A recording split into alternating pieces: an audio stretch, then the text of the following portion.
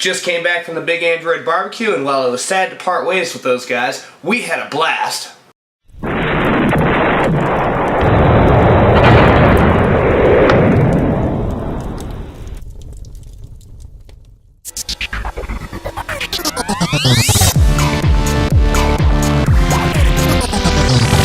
Hi there, Adam here. Just got back from the Big Android barbecue, and I have to say I am just amazed. I got to meet people that I never thought I'd meet in my life. And the best part, XDA had this booth set up where we had a banner out and we encouraged everyone to sign their names. This thing goes on and on.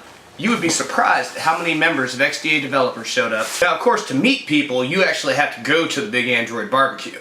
But today, we're going to do an XDA unboxing of the Big Android barbecue. So let's get started.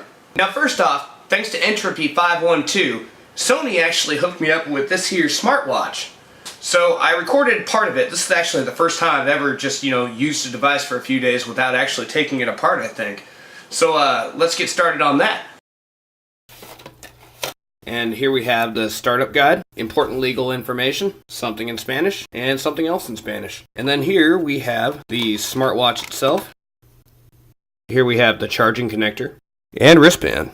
In the bottom, we have a backing plate and charging cable. Now, the Sony smartwatch is actually designed to be a watch, but it unclips from the wrist and it runs apps. As you can see here, I'm actually displaying the camera from my phone on the smartwatch. And as Russell Hawley pointed out, one of the most important apps to have on this is the Watch It app. And what Watch It does is it actually sends all notifications from your device over to the watch. And that's pretty useful. This thing can vibrate and ring whenever you get a phone call. You know exactly what's going on if your phone's in silent mode. But anyways, enough about that. I'll be doing a developer tutorial later on how to build a smartwatch app, and will smartwatch enable a basic application. Now, the construction of this device is pretty simple. There's a ring of tape around the edge right here and some notches that kind of hold this thing in place. So what we can do is we can separate and make some room with a razor blade and just gently pry upwards.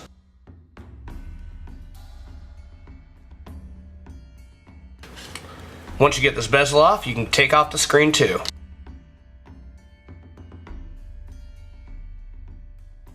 This device is pretty much held together with glue, and in order to go any further than taking off the front bezel and the front piece of glass here, we will have to damage the screen, and that is not desirable at all. These teardowns that I do are designed to see what we can do inside of the device and what we can learn from it. And going any further than this, it would destroy it, which would be pretty much counterproductive. So, we'll do some more with this in the future. Now, over at the XDA booth, we were giving away these NFC tags, branded with the XDA logo and an Android on the back. Now, by default, they take you over to the XDAdeveloperz.com/NFC page. However, if you read through some of the things you can do, you can use a program like NFC Task Launcher, which is mentioned here, and it can script different actions for you. You can also use them to rewrite your Google profile or whatever other information you like on them. But there's also additional uses for them because they come with a hidden feature.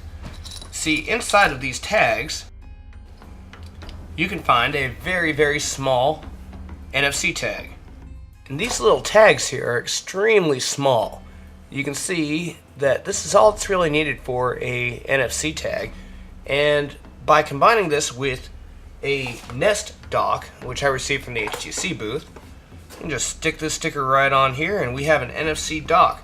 Now, this can be used for a music dock or just about any other feature that you can think of. And of course, this dock is NVIDIA Tegra powered. Now, HTC wasn't the only big name at that event. Cruiser Light was there, and they were giving away several cases for all sorts of different devices, just handing them out left and right. Now, I don't know if you've ever seen the stock Nexus 7 case, but that OD green color that it comes with is absolutely horrible. As you can see, this looks a whole lot better than that does. On top of that, Cruiser Light was also giving away these little socks. Now, as pointed out by Pearl Shen, a speaker at the Big Android BBQ, you can actually use these NFC tags inside of these socks so that when you put your phone in one direction, it will go into silent mode. And when you put your phone in the other direction, you can script an event to make it go into normal loudness mode. Motorola was giving away all sorts of fancy swag there. I was kind of hoping to find something cool inside of here. I picked up some of Ray Ray's rub. These were 3 for $5 at the barbecue. I'd say they're an excellent deal. They smell awesome, and I've had this stuff before. It's pretty darn good. Of course, the guys from Roots Wiki were there, and they were handing out miscellaneous stuff. You know, I think that this would be appropriate to put on this box here.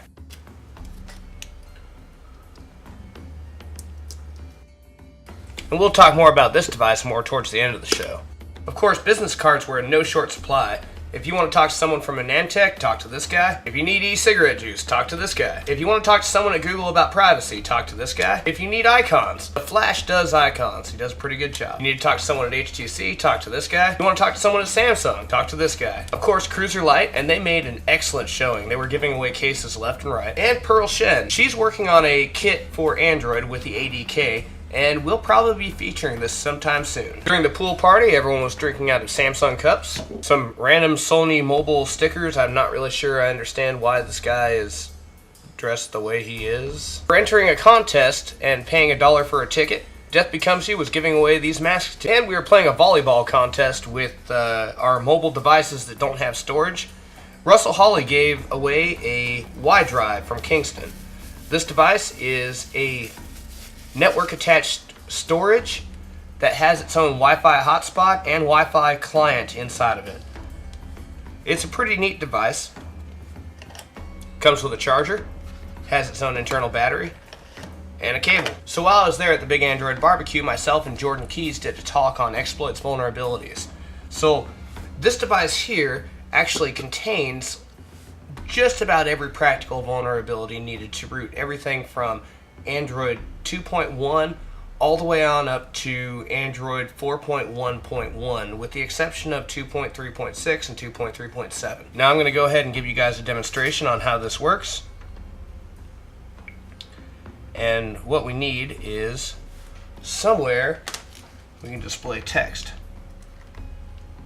And now when I plug this device in to the USB port, we'll see that this device connects up. You can tell it's connected by that blue light right there. And the yellow light means that it's running. The white light that you saw earlier means the device is armed and waiting for a device to connect up. You can see the status output right here. It says pushing files right now.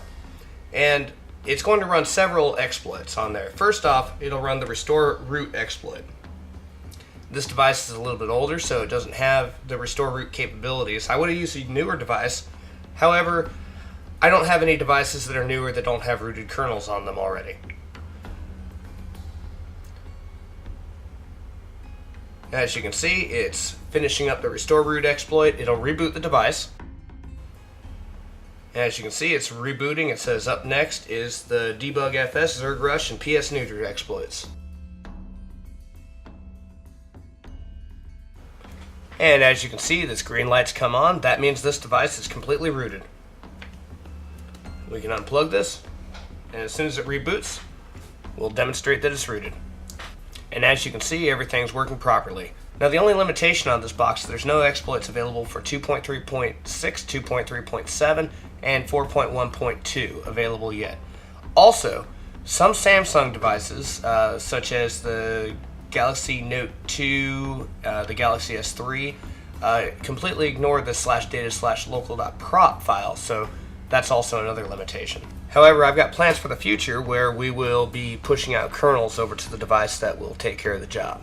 Oh, I'd also like to apologize to Chainfire because although I'm pushing out SuperSue onto this, I'm using the Super User decal. So overall, the Big Android BBQ is great. And now I've got myself the only white bordered Sony smartwatch available. Overall, I'm going to have to say it'd probably be better to wait for the next iteration when they have a replaceable battery on this device. That is not exactly what I expect to see in there. And for those of you who didn't show up to the Big Android Barbecue, I'm going to have to say that you missed out on one of the best times ever of this year. So that's all for this episode. Don't forget to subscribe to this YouTube channel and add me to your circles on Google+. Go to plus.adamoutler.com. Until next time, hack on.